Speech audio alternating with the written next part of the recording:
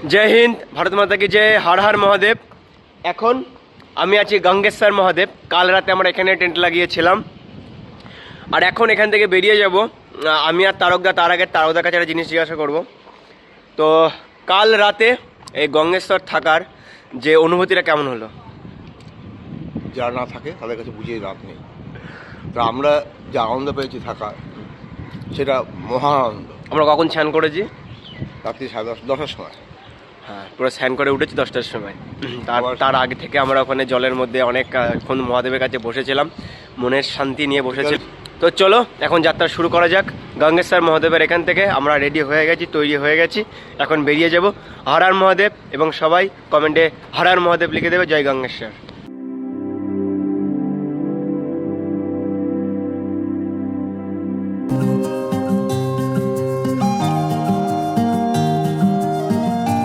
আমার ঠিক সামনে গঙ্গেশ্বর মহাদেব, এখানে নিচেই তার স্থাপন আছে, যেটা পঞ্চপাণ্ডব স্থাপন করেছিল মহাভারতের সময়। পঞ্চপাণ্ডব এখানে এসে এই গঙ্গেশ্বর মহাদেবকে স্থাপন করেছিল, ঠিক সমুদ্রের এই ধারেই। তো চলো এখন এখান থেকে বেরিয়ে যাব। হর হর মহাদেব।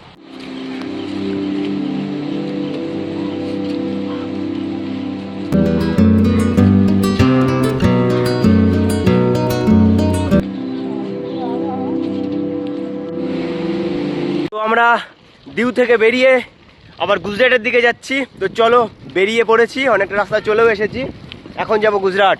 আবার দারুণ, দেখো, তাকিয়ে দেখো একবার। অবশ্যই সবাই ভিজিট করবে দিউ। যাওয়ার দরকার নেই বাইরে, কোথাও বাইরে প্লেন খরচা করে যাওয়ার দরকার নেই। আমাদের ভারতেই আছে প্রচুর কিছু। দারুণ জায়গা, দারুণ, অপূর্ব, অসাধারণ। তারকদা,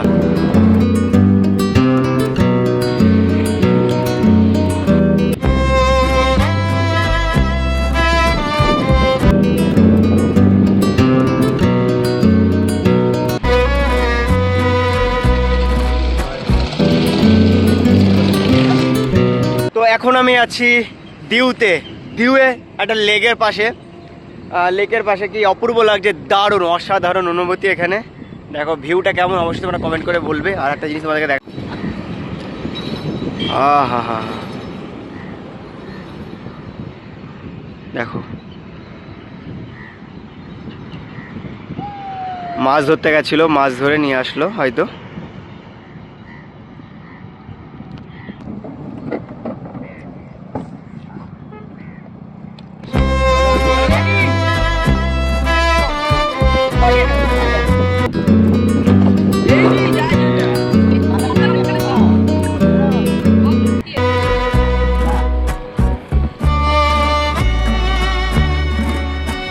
তো গাইস দেখো, এটা একটা বিশাল বড় কাঁকড়া দাদা ভাইরা পেয়েছে।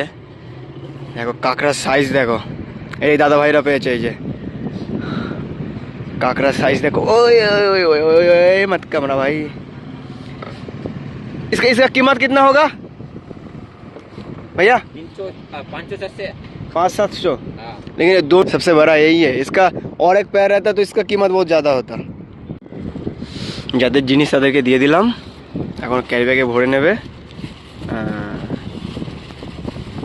सब থেকে বড়। इसका वेट कितना होगा? 1 किलो हो जाएगा? 1 किलो होगा तो कीमत बहुत ज़्यादा होता है ना 1 किलो का। দেখাবো কীভাবে কাঁকড়া বাঁধে। দেখো কীভাবে কাঁকড়াকে বাঁধা হয় যাতে কেটে না দেয়, সেই কারণে কাঁকড়া দাঁতগুলো বেঁধে রাখে। ওই যে, এই যে, আহা, এই ছাড় ছাড়। দেখো কীভাবে, এই তো হয়ে গেল একটা, আর একটা দাঁত এদিক দিয়ে বেঁধে দেবে। বাঁধা হয়ে গেছে।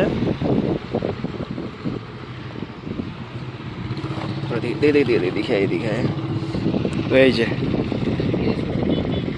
इसको वेट थोड़ा कम है, তো এইভাবে বেঁধে রাখে যাতে কামড়ে না দেয়। তাহলে হাতে নিয়ে দেখবো নাকি? চলো এখন বেরিয়ে যাচ্ছি দিউ থেকে গুজরাটের দিকে। আবার দেখা হবে কোনো একটা সময় চলার পথে। এখন দমন আর দিউ থেকে বেরিয়ে যাচ্ছি। চলো। এই যে গেটটা দেখতে পাচ্ছ, এই গেটটা দমন আর দিউয়ে ঢোকার গেট। আমরা ওই দিক দিয়ে ঢুকেছিলাম আর এই প্রান্ত দিয়ে বেরিয়ে যাচ্ছি। দীর্ঘক্ষণ সাইকেল চালিয়ে অনেকটা পথ অতিক্রম করলাম। এবার সামনে কিছুটা গিয়ে একটু বিশ্রাম নেব। অনেকটা সময় সাইকেল চালালাম আর এখন আমার কাছে একটা আছে ফুটি, একটা দাদা ভাই আমাদেরকে দিয়েছিল। এখন এটা খাবো, তারপর আবার সামনে থেকে এগিয়ে যাবো। চলো এটা খেয়ে একটু রেস্ট করি, তারপর আবার সামনে থেকে এগিয়ে যাবো। তো চলো এটা খেয়ে শেষ করে আবার সামনের দিকে এগিয়ে যাই। সকাল থেকে বুকটা কেঁপে উঠছে একটাই কারণে, এই যে দেখতে পাচ্ছ তো, এই পোস্টারগুলো দেখার পর এই শুনশান রাস্তা দিয়ে যেতে কার না বুক কাঁপবে। তারকদা, ফিলিংস কেমন? আর ফিলিংস মানে ভট ছয় কিছু নেই, শুধু একটা বলি বাঘকে বলবো হা হা করে খেয়ে ফেল। বলছি কি লেখা বলছি ভয়ে শুকিয়ে আছে, ফু দিয়ে বুকটা বড় করে দেখাচ্ছে।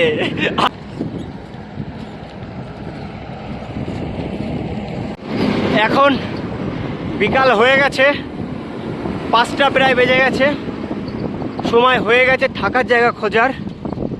এখন সামনে গিয়ে দেখবো কোথাও থাকার জায়গা পাই কিনা।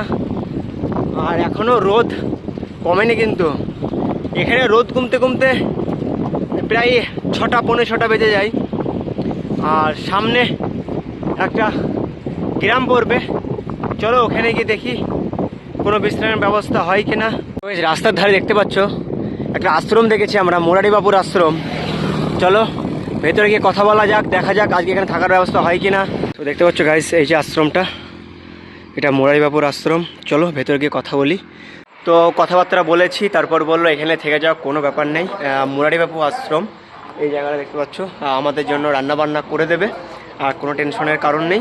আর জায়গাটা খুব সুন্দর, অপূর্ব দারুণ। তো আজকে রাত এখানে কাটাবো। চলো আগে স্নান ধ্যান করে ফ্রেশ হয়ে নিই। তো আমরা যে আশ্রমে আছি, এই আশ্রমের দায়িত্ব যারা আছে তাদের আজকে একটা অনুষ্ঠান আছে এবং তারা সেখানে যাবে। আপাতত কয়েক ঘন্টা আমাদের জন্য খাবার দাবার বানিয়ে তারপর বেরোবে। স্নান হয়ে গেছে, স্নান করে চলে এসেছি আর আমাদের সাইকেল ওখানে রেখে দিয়েছি। আর আজ রাতে এখানে টেন্ট লাগাবো, তারপর বিশ্রাম করব।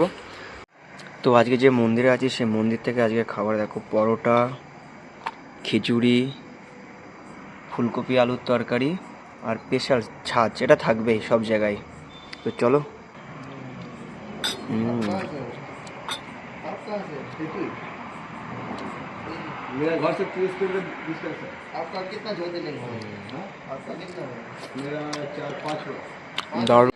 খাওয়া দাওয়ার পর টেন্ট লাগিয়ে দিয়েছি আর এখানে ফোন টোন সব চার্জ হচ্ছে। আর আজকে টেন্টের ভিতরে 2টো বেড নিয়ে নিয়েছি, আর এখানে প্রচুর আছে দেখতে পাবে, কারণ এখানে যারা যাত্রীরা আসে তাদের জন্য এই ব্যবস্থা। চলো চেনটা আটকে দেই, না হলে মশা ঢুকে যাবে। আজকের রাত আমরা এখানেই থাকবো। আর আমাদের সামনে ঠিক হাইওয়ে রোড গেছে NH 51। তো NH 51-এর ঠিক অপর প্রান্তে, মানে আমরা যেদিকে যাচ্ছি ভাবনগরের অপর প্রান্তে আসতে হয়েছে আমাদের। এইদিকে আশ্রম আছে আর এখানে ফ্রিতে তোমরা থাকতে হবে, আর এখানে থাকা খাওয়ার সব ব্যবস্থা এখানে আছে। তো অবশ্যই তোমরা যদি NH 51 দিয়ে মহাদেব সোমনাথের উদ্দেশ্যে বা দুয়ারিকায় যাও, অবশ্যই এখানে আসবে, এখানে বিশ্রাম করবে রাতে, সব রকম ব্যবস্থা আছে। তো আশা করি আজকে আমাদের যাত্রাপথ প্রত্যেকের ভালো লেগেছে। যাত্রাপথ যদি ভালো লেগে থাকে তাহলে অবশ্যই একটা লাইক, আর চ্যানেলে নতুন হয়ে থাকলে অবশ্যই চ্যানেলকে সাবস্ক্রাইব করে দেবে। তো চলো দেখা হচ্ছে নতুন একটা ব্লগ ভিডিওতে। ততক্ষণ ভালো থেকো, সুস্থ থেকো, বাই।